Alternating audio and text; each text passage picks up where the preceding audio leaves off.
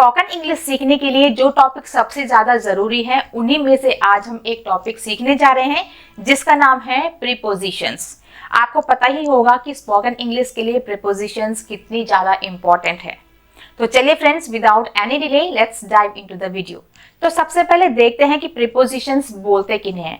Friends, prepositions ऐसे words होते हैं जो एक नाउन या प्रोनाउन को सेंटेंस के अदर वर्ड से कनेक्ट करते हैं। जैसे मान लीजिए मैंने कहा यहाँ पर एक बुक है, ठीक है, ये आपकी एक बुक है और यहाँ पर है आपकी एक टेबल। ओके, ये बुक है और टेबल है, नाउन प्रोनाउन ये भी है, नाउन प्रोनाउन ये भी है। तो ये बुक है और ये टेबल है। अब हमने क्या करना है, इन दोनों के आपस में रिलेशन को बताना है कि दोनों को आपस में, दोनों का लिंक क्या है, आपस में दोनों का क्या रिलेशन है, दोनों कैसे एक दूसरे से कनेक्ट करते हैं। तो ये बुक हो गई, ये टेबल हो गई। अब मान लीजिए मैंने कहा कि बुक टेबल के ऊपर है या बुक टेबल के नीचे है, ये दाएं है या बाएं है, आगे है या पीछे है। तो ऐसे ही प्रीपोजिशंस वर्ड्स को यूज हम जब करते हैं तो उसी से पता चलता है कि कोई चीज कहाँ पर है। तो ऐसे ही प्रीपोजिशंस काफी सारी तरह की होती है। जैसे मूवमेंट बताने के लिए अलग प्रीपोजिशंस होती है, समय बताने के लिए अलग होती है और जगह बताने के लिए अलग होती है। तो आज हम जिस पर फोकस करने वाले हैं वो है मूवमेंट। मतलब जो भी प्रीपोजिशंस मूवमेंट बताती है, मूवमेंट बताने को जो यूज किए जाते हैं, उन्हीं प्रीपोजिशंस को आज हम सीखने वाले हैं। तो देखते हैं कौन कौन सी ऐसी प्रीपोजिशंस है। To, towards, into, out of, around, through, across, up, down and past. तो चलिए फ्रेंड्स, वन बाय वन सीखते हैं और प्रैक्टिस करते हैं। सबसे पहले बात करते हैं टू। टू को यूज क्यों करते हैं, मूवमेंट बताने के लिए टू का यूज हम कैसे करते हैं। तो जैसे कि आपको पता ही होगा, टू का यूज अक्सर इंग्लिश में बहुत ज्यादा किया जाता है, स्पेशली मूवमेंट बताने के लिए। तो चलिए फ्रेंड्स, सबसे पहले देखते हैं कि टू का यूज क्यों किया जाता है। टू का यूज किया जाता है जब हमें ये बताना हो कि हम कहीं जा रहे हैं, मतलब पर्टिकुलर, स्पेसिफिक, जब हमें बताना हो कि हम कहाँ जा रहे हैं, किधर को जा रहे हैं, वो बताने के लिए हम टू का यूज करेंगे। जैसे मैंने कहा कि मैं मार्केट जा रही हूँ, मैंने कहा मैं मार्केट जा रही हूँ, तो कैसे यूज करेंगे, I am going to the market. तो यहाँ पर मैंने क्या बताया कि I am going to the market, मतलब मैं मार्केट जा रही हूँ। तो यहाँ पर एग्जैक्ट, जब भी हमें एग्जैक्ट बताना हो कि मैं कहाँ जा रही हूँ, I am going to school, I am going to office, तो जब भी आपको एग्जैक्ट बताना हो कि कोई मूवमेंट किधर को हो रही, मतलब कहाँ जाया जा रहा है, तो यहाँ पर मैंने कहा कि I am going to the market, that means कि मैं मार्केट जा रही हूँ। ठीक है, एक और एग्जांपल देख लेते हैं। They are going to the school, वो स्कूल जा रहे हैं, they are going to the school, वो स्कूल जा रहे हैं। तो एग्जैक्ट जब भी आपने बताना हो कि कोई कहाँ जा रहा है, उसके लिए हम टू का यूज करेंगे। ठीक है, चलिए अब नेक्स्ट बारी आती है टूवर्ड्स की। तो टूवर्ड्स का यूज क्यों किया जाता है, टूवर्ड्स का यूज क्यों किया जाता है, टूवर्ड्स का यूज किया जाता है मूवमेंट शो करने के लिए। कौन सी movement, movement in the direction of something, in the direction of something, मतलब किसी चीज की दिशा। अब जैसे मैंने यहाँ पर बताया आपको कि I am going to the market, तो यहाँ पर मैंने आपको एग्जैक्ट बताया है कि मैं मार्केट जा रही हूँ। They are going to the school, वो स्कूल जा रहे हैं। तो यहाँ पर हमने एग्जैक्ट बताया है, स्पेसिफिकली बताया कि हम कहाँ जा रहे हैं। लेकिन जब बारी आती है टूवर्ड्स की, टूवर्ड्स का मतलब होता है movement in the direction of something, किसी चीज की दिशा, एग्जैक्ट नहीं, किसी चीज की तरफ। ठीक है, तो जब आपको एग्जैक्ट बताना हो कि हम कहाँ जा रहे हैं तो आप टू का यूज करेंगे। लेकिन कभी कभी होता है ना, हम अक्सर बोलते हैं कि मैं उस तरफ जा रहा हूँ, है ना, आपके लिए कुछ सामान लाना है क्योंकि मैं मार्केट की तरफ जा रहा हूँ। अब मार्केट की तरफ का मतलब ये नहीं कि मैं मार्केट ही जा रहा हूँ, मार्केट की तरफ हो सकता है आसपास में कुछ मेरे फ्रेंड्स हो या मेरे कोई रिलेटिव्स रहते हो या मुझे किसी और काम से जाना हो। तो एग्जैक्टली नहीं है कि मैं मार्केट ही जा रहा हूँ, बट मार्केट की तरफ जा रहा हूँ। ठीक है, मार्केट की ओर जा रहा हूँ। I am going towards the market, मतलब मैं मार्केट की तरफ जा रहा हूं। ठीक है, एक और एग्जांपल ले लेते हैं। शी इज कमिंग टूवर्ड्स मी। ठीक है, शी इज कमिंग टूवर्ड्स मी मतलब वह मेरी तरफ आ रही है। शी इज कमिंग टूवर्ड्स मी। अब मान लीजिए मैं यहाँ पर खड़ी हूँ, मैं सामने से किसी पर्सन को देख रही हूँ, मेरी तरफ आ रहे हैं, बट मुझे ये नहीं पता कि मेरे पास आ रहे हैं या साइड से निकल जाएंगे। ठीक है, तो टूवर्ड्स मी मतलब मेरी दिशा की ओर, जहां पर मैं खड़ी हूँ वो मेरी तरफ आ रहे हैं, लेकिन जरूरी नहीं कि वो मुझसे मिलने आ रहे हो। तो क्या है, she is coming towards me, मेरी तरफ आ रहे हैं, but I am not sure that she is coming to me और शी इज गोइंग समवेयर। ठीक है, तो she is coming towards me, वह मेरी तरफ आ रही है। ऐसे ही एक और एग्जांपल ले लेते हैं। The dog is going towards the ball, तो जो डॉग है वो बॉल की तरफ जा रहा है। हो सकता है बॉल को ही कैच करने जा रहा हो, या फिर हो सकता है वो वैसे ही खेलने जा रहा हो किसी और तरफ। ठीक है, तो आई होप आपको ये क्लियर हो गया होगा। तो चलिए फ्रेंड्स, अब देखते हैं इनटू। इनटू का मतलब क्या होता है? इनटू, जैसा कि आपको नाम से पता चल रहा होगा, इन मतलब अंदर, टू मतलब किसी तरफ। ठीक है, तो इनटू का मतलब क्या होता है?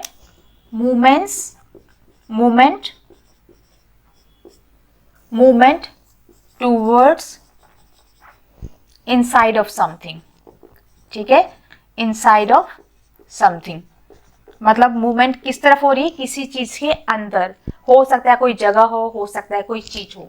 तो movement towards inside of something, किसी जगह के अंदर या किसी चीज के अंदर। जैसे मैंने कहा the cat jumped into the box। The cat jumped into the box, इसका मतलब क्या है? जो बिल्ली है वो बॉक्स के अंदर उसने जंप किया। तो किसी चीज के अंदर एंट्री करना, किसी चीज के अंदर जाना, लेकिन याद रखिए यहाँ पर मूवमेंट हो रही है। ठीक है, movement towards inside of something, किसी चीज के अंदर जाना लेकिन मूवमेंट हो रही है। अब मान लीजिए मैंने कहा कि मैंने पानी को गिलास के अंदर उड़ेल दिया। ठीक है, तो यहाँ पर क्या हो रहा है? मूवमेंट भी हो रही है, और पानी कहाँ जा रहा है? गिलास के अंदर। तो मूवमेंट हो रही है, पानी कहाँ जा रहा है? गिलास के अंदर। ठीक है, तो she poured the water into the glass। तो मतलब क्या हुआ? She poured the water। poured का मतलब होता है उड़ेलना, जब हम पानी को ऐसे उड़ेलते हैं उसे बोलते हैं pour। So she poured the water into the glass। तो उसने क्या किया? पानी को एक ग्लास के अंदर उड़ेल दिया। तो जो पानी की मूवमेंट हो रही है, अंदर जा रहा है पानी, उसके लिए हम करते हैं यूज इनटू का। ठीक है, तो पानी की एंट्री कहाँ हो रही है? पानी कहाँ जा रहा है? Into the glass. ठीक है, इनटू द ग्लास। सो ये हो गया आपका इनटू। तो ध्यान आपने क्या रखना है? जब भी मूवमेंट किसी चीज के अंदर हो रही हो, movement towards inside of something, तो जब भी मूवमेंट किस तरफ हो रही? किसी चीज के अंदर हो रही हो, किसी जगह में हो रही हो, उसके लिए हम इसका यूज करेंगे। एक और एग्जांपल ले लेते हैं। मैंने कहा मैं रूम में गई, मतलब रूम के अंदर गई मैं। ठीक है, तो मैं कहूंगी आई वॉक्ड इनटू द रूम। तो क्या है? आई वॉक्ड इनटू द रूम, तो मतलब यहाँ पर क्या हुआ? रूम के अंदर एंट्री हुई है, मैं रूम के अंदर गई। तो मूवमेंट हो रही, मैंने एंट्री कहाँ करी? रूम के अंदर एंट्री करी है। तो मूवमेंट भी हुआ है, और कहाँ पर? किसी चीज के अंदर। So I walked into the room. Next is out of. Out of का मतलब भी आपको समझ में आ रहा होगा, किसी चीज के अंदर से बाहर, आउट ऑफ। ठीक है, तो क्या दिखाता है ये? किसी चीज के बाहर की तरफ मूवमेंट होना। यहाँ पर क्या हो रहा था? इनटू, मूवमेंट अंदर की तरफ हो रही थी, और यहाँ पर क्या हो रहा है? किसी चीज के बाहर आ जाना।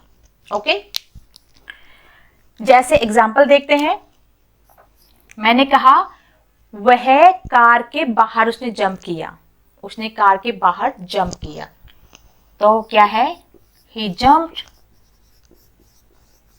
out of the car, out of the car, उसने कार के बाहर जंप किया।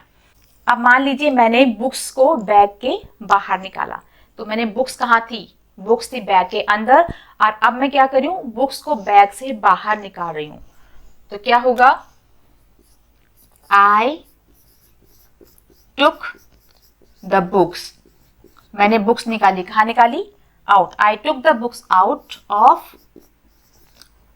of the bag, मैंने बुक्स को कहाँ निकाला, I took the books out of the bag, मैंने बैग से बुक्स को बाहर निकाला, ठीक है, I took the books out of the bag, मैंने बैग से बुक्स को बाहर निकाला। एक और एग्जांपल देखते हैं, she took the keys out of her pocket, तो क्या है, she took the keys out of her pocket, उसने अपने पॉकेट से कीज को बाहर निकाला, ठीक है। तो यहाँ पर इनटू है, जहां पर मूवमेंट हो रही है बाहर से अंदर, ठीक है, और यहाँ पर क्या हो रहा है, आउट ऑफ, किसी चीज के आउट, किसी चीज से बाहर निकलना, आउट निकलना। तो क्या हुआ, he jumped out of the car, उसने कार से बाहर जंप किया। I took the books out of the bag, मैंने बुक्स को बैग से बाहर निकाला। She took the keys out of her pocket, उसने अपने पॉकेट से कीज को बाहर निकाला। I walked around the park, इसका मतलब है कि मैं पार्क के आसपास घूमी या मैंने वॉक किया, ठीक है। I walked around the park।